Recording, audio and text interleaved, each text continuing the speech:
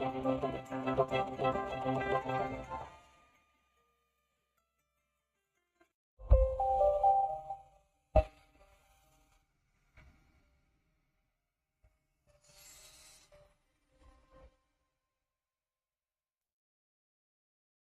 p.m. in Banjul. This is GRTS News, broadcasting for viewers in the Gambia and around the world.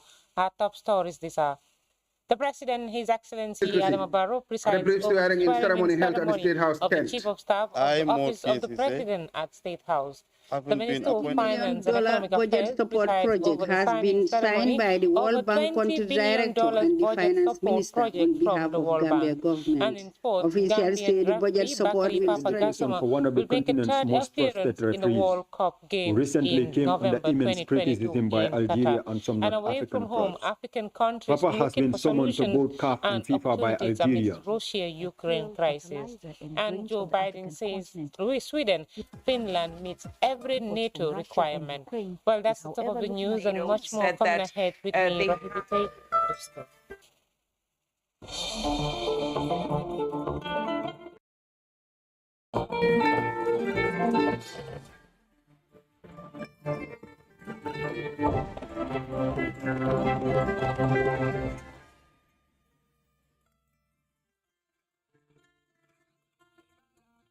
To have you here, we begin with the presidency as His Excellency President Adama Barrow on Thursday presided over the swearing-in ceremony of the Chief of Staff of the Office of the President at State House. The new Chief of Staff will be head of administrative matters at the presidency. Modi Jallo reports. Secretary to the Cabinet have the honor to invite Mr. Modi Sise, Chief of Staff, to come forward and take the prescribed course. Mr. Sise, you are welcome. The new Chief of Staff, Mordke Sise, took the three oaths of office, allegiance and secrecy at a brief swearing-in ceremony held at the State House tent. I, Mordke Sise, having been appointed as Chief of Staff of the Republic of the Gambia, do swear that I will be faithful and bear true allegiance to the Republic of the Gambia according to law, so help me God. After taking the prescribed oaths administered by the Secretary of Cabinet, Ibrahim Sise, Mr. Sise signed the oath registry. As Chief of Staff, Mr. Sise becomes the administrative head and the Office of the President. Mohamed Jallo, GRTS News. The Minister of Finance and Economic Affairs, C.D. Keita, on Thursday presided over the signing ceremony of a $20 million budget support project from the World Bank. Khadijatu Jallo witnessed the signing ceremony and filed in this report. The $20 million budget support project has been signed by the World Bank Country Director and the Finance Minister on behalf of Gambia government. Officials say the budget support will strengthen the country's economic recovery program and enhance microeconomic development of the country. Nathan Bellet, World Bank Country Director, underscored the cordial relation between the bank and the Gambia government. This budget support operation of $20 million is a testament of the World Bank's endorsement of the efforts of the government to try and strengthen its institutions, try and strengthen its macroeconomic performance, and also to confirm its commitment to responding to the needs of the poor and the vulnerable in the Gambia. We hope that this is just the beginning of a continued set of ambitious and important reforms to, number one, ensure continued strong macroeconomic management on the part of the government, in addition to continuing the focus on reforms in the institutions, in the mechanisms that are put in place to support economic recovery. And this is one of a series of projects conceived between the World Bank and the Gambia. Finance Minister C.D. Keita announced a total commitment of $442 million with the bank. This is one of the series of projects that the bank has embarked on in our national development agenda. And over the past few years, the country portfolio with the World Bank has been growing steadily. And as we speak today, we have a total commitment of 442 million, of which 300 is for national projects and 125 is for regional projects. The disbursement rate of this at the portfolio level stand at 32.8, and we look forward to working with the bank and the team in country to enhance this. The finance minister said development can only be realized when funds are being disbursed for implementation of approved projects. The payment of the 20 million is the second phase of the development budget support, subsequent to an earlier amount of 30 million. The $20 million project is expected to consolidate the gains made in improving financial viability and service delivery of major state-owned enterprises and fiscal management. Khadijatu Jallow, reporting for GRTS News. The Department of Agriculture, in collaboration with the Japanese International Cooperation Agency, has conducted a two-day capacity building training for the agricultural extension workers in the Upper River region. The training is part of efforts in enhancing capacity to boost agricultural production, Sedu Kamara reports. This is a demonstration of the practical aspect of the two-day training in animal drums, instrument, and other related components aimed at revitalizing agricultural production in the country. The two-day training is funded by the Japanese International Cooperation Agency, JICA. The Japanese International Cooperation Agency is focusing on supporting government departments and institutions. Participants were taken out for demonstration of what they have learned in class for better understanding. After the field demonstration, the Regional Agriculture Director, Karamo Minte, said such training was last conducted in the country in 1997, previously referred as Village-Based Farmer Day Training. He noted that beneficiaries of this training are animal attraction instructors who are based at the district extension centers. The role and responsibility of the ATIs is to make sure that the animals are put into good use. They are harnessed, meaning that, you put them to pull in either the plow or the seeder or the sign hoe, so that production can be effective on at the centers.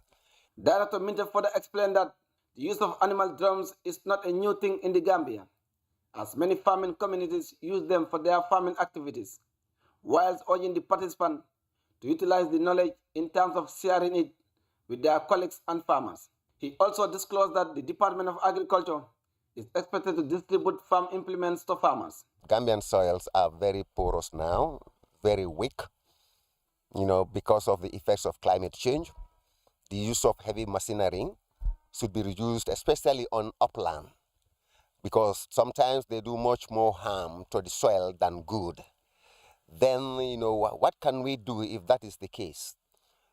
So the paradigm is, let us come back to the use of, oxen, or we can use, farm animals to plow our soils.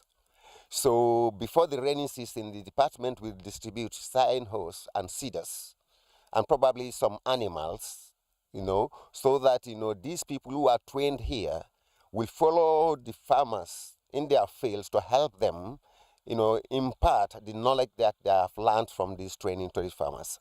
The JICA consultant Yomiko Katamaya said they are supporting the beneficiaries with the requisite knowledge to make their work easier in revitalizing agricultural products in the country. I heard that unfortunately they haven't have any opportunity to be trained for a decade, so I'm supporting the DOA, Department of Agriculture, to train them. Our final goal is not to train the ATIs. ATIs should train the farmers, so after this training, they will get the knowledge from this training, they will start to train the farmers. I hope the government of the Gambia will continue this kind of activities by themselves. Participants expressed delight and satisfaction after the completion of the two-day capacity building on animal drums and instruments. The training they added is geared towards equipping the beneficiaries with good skills and knowledge. They also noted that the training has given them the confidence to share the information with their colleagues and farmers. We learned a lot on the use of animal drum materials, how to use it, the spacing, and a lot others, because we did the theory in the school, but the practical is more important than the theory. Mengandi hen ko mengandano. Si yari ni kay As they wrap up in the Upper River region, similar training are expected to be rolled out in other parts of the regions. Seydou Kamara, reporting for GRTS News from Basse Upper River region. The Gambia Police Force Prosecution Department has pressed charges against 14 suspects arrested from Kirmot Ali village in the Central River region. The 14 accused persons were arraigned and remanded in custody at the Bansang Magistrate Court, presided over by Magistrate Seni Juve. Modlamin Sane reports.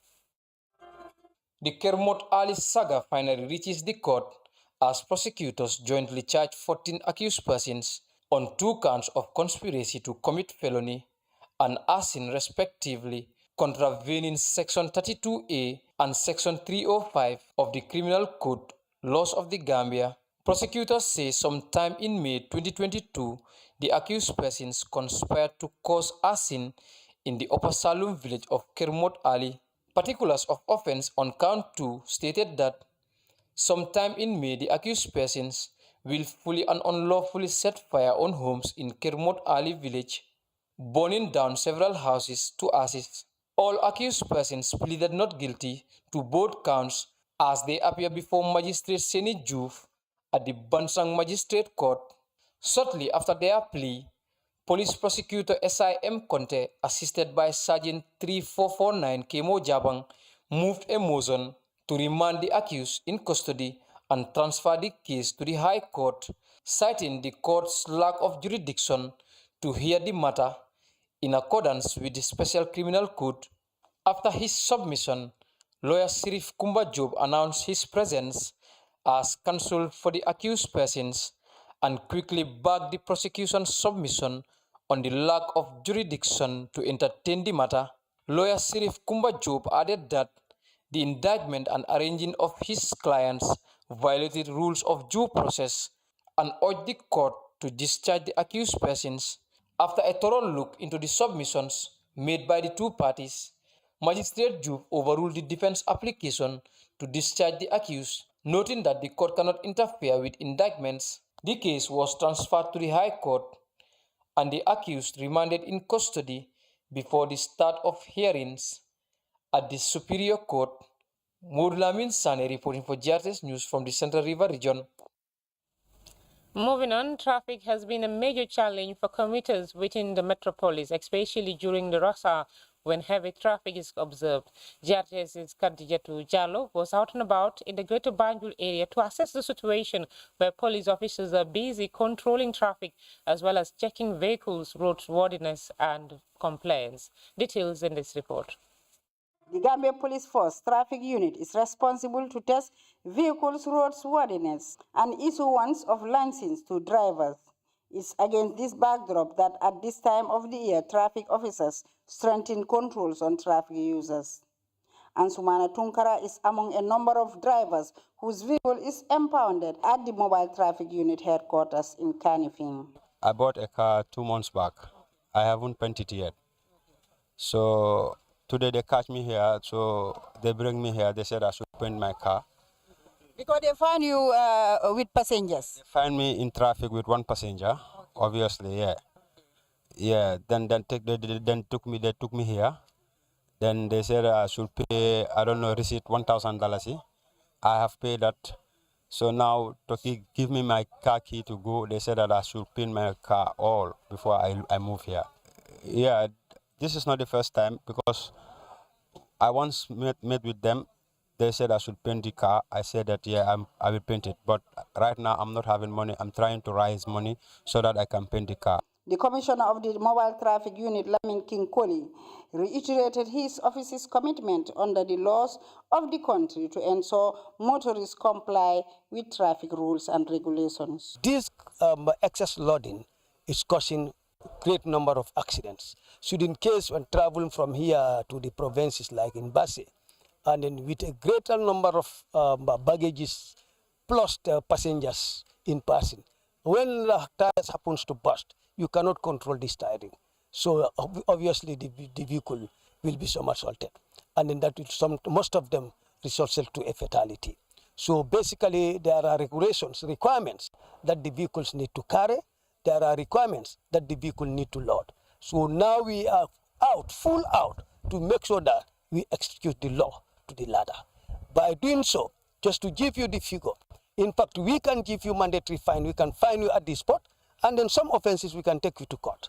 Just of last month, April, we were able to fine and score over $1,905,300 only on mandatory fines. So people will know that police officers are out for actions and we are out for mission. And then under the leadership of the Inspector General of Police, he will leave no stone unturned. As long as road traffic violations are on increase, the police also will be on increase on the road to make sure that we remedy all these traffic offenses. The use of tricycles are on the increase in the traffic, which is dominated by foreigners. And Commissioner Colley raised concerns on the new phenomenon to effectively control traffic accidents. He said a measure needs to be in place. We cannot wait until when it is out of hand, we start to act. That's why today it is important to involve the stakeholders like the transport union and then try to see how we can regulate these tricycles. The whole operation is about that. How did they get a license? And if you look at the tricycle, the market in the commercial sector of the tricycles, great number of them are non-Gambians, are foreigners. So we want to know how did they operate and where did they get the license? Because if you look at our law, the Motor Traffic Act, and even in the Constitution, we don't have, it's not captured there. Drivers using the roads must have their license renewed yearly. Road tax and vehicle insurance readily available to police officers, as stated by Commissioner Colley. He, however, called on drivers to be vigilant on speed limits to avoid accidents. The Traffic Police Commissioner calls on the people and communities to ally with his office to curbing road accidents by reporting offenders to the police. Particularly within this period of a greater number of accidents, let all Gambians be traffic officers. Let's observe. While you are in the vehicle or on the road, let's observe traffic offenses and report it to the nearest police stations. Khadija Diallo, reporting for GRTS News. And now to an unfortunate incident at Sarakunda where a fire outbreak yesterday evening ravaged an entire building, including shops. Residents explained to GRTS that the fire was caused by an electric spark. Aminata Isanyang visited the scene and she filed in this report. More than 5 rooms were engulfed by the fire, including the shops. The fire is caused by an electric spark, according to residents. Fire started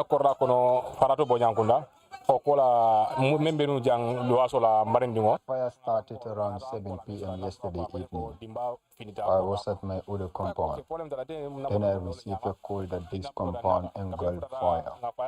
All the belongings of the tenants are entirely ravaged. So natenye nikankwa ko dimba indunda nyari akonya ko dimba dunda ni silingo da santo. Affaire bi mu amee ma fekk maa ngi sama liggéeyukaay waaw ci lañ ma call na ma sa kër mu ngi lakk ci laa ñëw waaw su ma ñëwee tamit. The incident occurred while I was at work. My neighbors called to inform me, but we are grateful to all the people that rendered support to put out the fire, even though the fire service arrived late. Fire service mais The incident left the tenants only with wrecks and no valuable item was recovered. Deputy Mayor of Conifin and the Councillor of Serekunda Baptist paid a visit to the victims. On duty to come and see how serious or how this fire incidents happen in Serekunda here. So as Municipal Council, on behalf of the Lord Mayor, who is not around today, but we come here to show our solidarity to these victims, so to know that we also council, we have a stand in terms of disaster or any fire outbreak that happened to our community. I was here yesterday in the evening during the time of the incident. I was part of the people who helped the residents and the victims to make sure that the situation is remedied. And we have never prayed any incident of this nature, but it is godly It is part of life. So if it occurs, what all we can do, especially myself as a people representative, is to come and be part of them as a means of solidarity, giving them assistance or almost in any means that I could. The victims of the fire incident implore for support to rise from such a difficult time. Aminat East Sanyang, GRTS. You're watching GRTS News with me, Rohibite. We will take a quick break and return with sports. Do stay.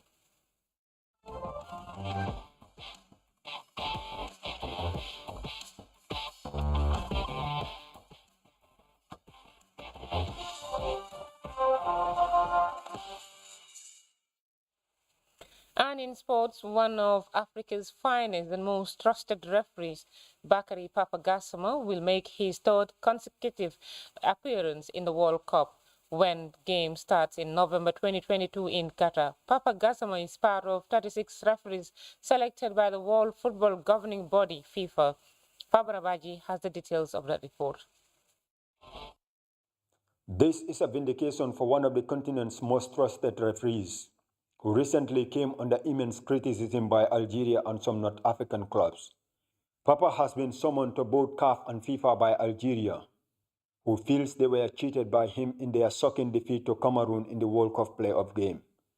This selection shows Papa is not only trusted by CAF, equally by the world's football governing body FIFA. Papa, who has been selected for both the 2014 and 2018 World Cup by FIFA, is among the 6 central referees selected from the African continent for this year's World Cup. 36 referees, 69 assistant referees that include Africans, and 24 video match officials have been chosen from 6 confederations. FIFA said the selection was done based on quality and performance. The 43-year-old Gambian referee officiated the third group stage match between the Netherlands and Chile in the 2014 World Cup. In April 2017, Papa Gassama was selected as CAF's sole referee for the 2017 FIFA Confederations Cup in Russia. This year, Papa has taken charge of some big games in the continent, including the AFCON semi-finals between Egypt and Cameroon, and the second leg of the World Cup playoffs between Algeria and Cameroon. The Gambia has never qualified for the World Cup, but the Gambia's name will be taken to the World Cup for the third consecutive time by Bakary Papa Gassama. Famara Baji, GRTS News. And away from home, African countries have begun sharing experiences to find solutions to cozen themselves from the impact of the Russia-Ukraine conflict. Deliberations by finance ministers meeting in Senegal are pushing for more trade between countries on the continent, as reported by CGTN's Kolata Wajo in Dakar, Senegal. Ukraine conflict has caused a shortage of essential commodities like fuel, fertilizer, and grains on the African continent. Uganda, which relies on wheat imports from Russia and Ukraine, is however looking at alternatives to the solution. We don't foresee, however, in Uganda, significant threats to our food security. And we think that those countries that appear to be having shortages in terms of supply of things like maize flour should actually approach Uganda as soon as possible. But we need to work together, as countries. Those countries with food shortages could work with countries with surpluses in food supply. Tanzania, on the other hand, says it plans to subsidize the rising cost of fuel and get more external support. The government has approached, of course, IMF, for a facility, at least to again stabilize, of course, the balance of payments and budget support. So we have approached IMF for an extended facility, credit facility, ECF, the famous one. And now, of course, the mission is in Dar es Salaam, in Dodoma, for discussion with the authorities. But some economic experts attending the Dakar meeting say countries need to take advantage of opportunities being created by the Ukraine conflict. One, of course, is the opportunity to enhance our productive capacities. Again, we should have more countries that are producing fertilizers on the continent to join the Moroccos and others that we may have. I think that is a huge opportunity, but also just to increase our agricultural productivity. I actually do not understand why we are importing heavily from outside the continent. I think this is where we also see a lot of the benefits and how we can actually accelerate inter-Africa trade. The African Development Bank has already apportioned $1.5 billion to support emergency production of grains and oilseeds, whose supply has been hampered by the Ukraine conflict.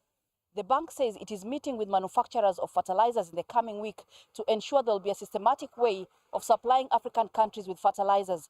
It says it is also pushing for countries in the continent with ports to ensure faster clearance of fertilizers for themselves and other landlocked countries using their ports. Coletta Njohi for CGTN in Dakar, Senegal. In Nigeria, the National Emergency Management Agency confirmed that 9 bodies have been recovered so far from the rubble of a collapsed residential building following explosion from a gas cylinder along Ava Road, which reportedly happened at an animal feed store. Details in this CGTN report. Men and women have now been confirmed dead following the gas explosion that took place on Tuesday morning at Sabongeri area of Kano, northwest Nigeria. The country's Ministry of Humanitarian Affairs confirmed the casualty figure, adding that several victims have been recovered from the rubble of the building affected by the blast.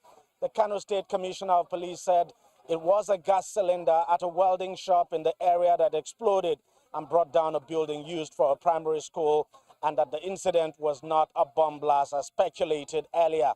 Meanwhile, the Kano State Deputy Governor Nasiru Gawuna has also paid a visit to the scene for an on-the-spot assessment and has assured that emergency operatives have things under control.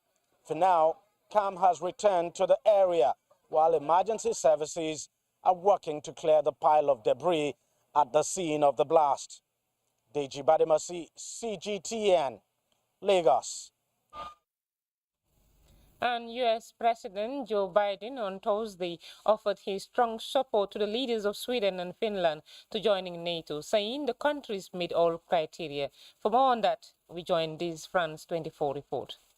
The President of the United States really reiterated the message that he wanted to show the world and especially to show Russia is the support for Finland and Sweden joining. The fact that he welcomed the two leaders at the White House just hours before he set on this big trip to Asia really showed how important it was for the United States to show support for that process to join NATO. He called it a momentous day. As you mentioned it, he really insisted that Finland and Sweden were the perfect candidates to join NATO. He said that they both had strong democratic institutions, strong militaries, transparent economies, and they meet every NATO requirement and then some. So he sort of tried to block out any question about whether these two countries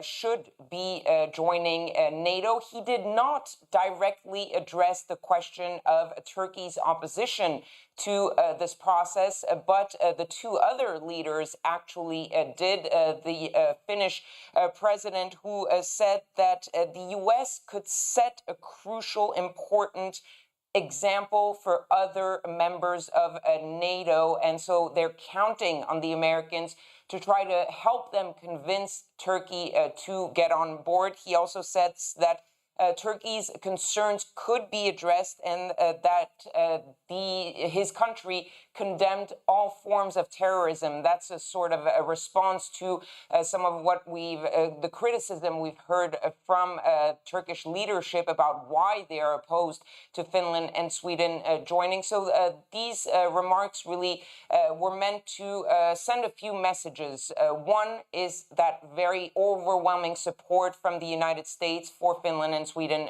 joining. So that is a message to the NATO members and to Russia, but also a message to Turkey about how good these candidates are and how Turkey should get on board, even though the President of the United States did not directly address that question.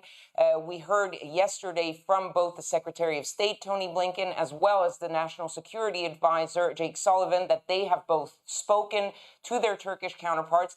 And there is some confidence within the White House that they can convince Turkey to get on board.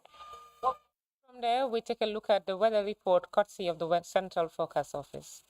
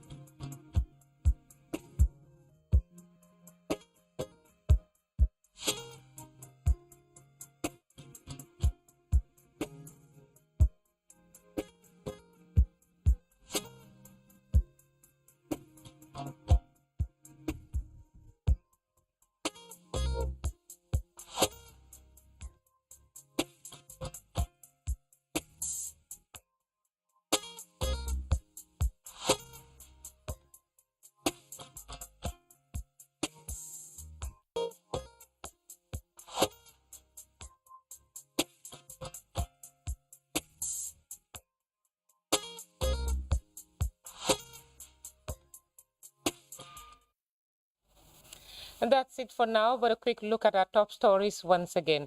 The President, His Excellency Adama Barrow, today presided over the swearing-in ceremony of the Chief of Staff of the Office of the President at State House. The Minister of Finance and Economic Affairs on Thursday presided over the signing ceremony of a $20 million budget support project from the World Bank. And in sports, Gambian referee Papa Gassama will make a third appearance in the World Cup Games in November 2022 in Qatar. And away from home, African countries looking for solutions and opportunities amidst Russia-Ukraine crisis.